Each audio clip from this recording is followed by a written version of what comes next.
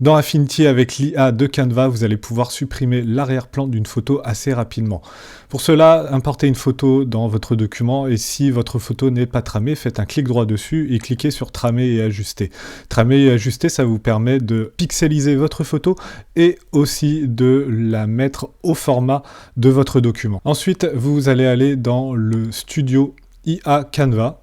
Et ici, vous allez cliquer sur supprimer l'arrière-plan. Attention, cette fonctionnalité est une fonctionnalité premium. Il va vous falloir un abonnement à Canva pour pouvoir l'utiliser. Si maintenant vous souhaitez supprimer l'arrière-plan sans avoir recours à l'abonnement IA de Canva, eh bien vous pouvez toujours utiliser un modèle IA qui est présent dans Affinity et qui est gratuit.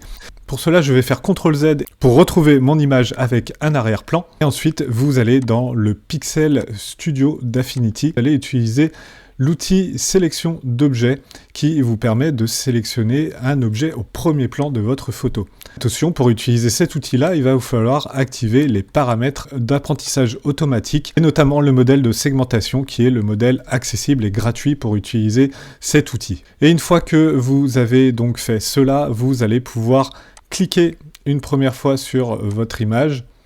Et ensuite, le modèle va calculer ce qu'il y a au premier plan et ce qu'il y a à l'arrière-plan pour faire une sélection du sujet au premier plan.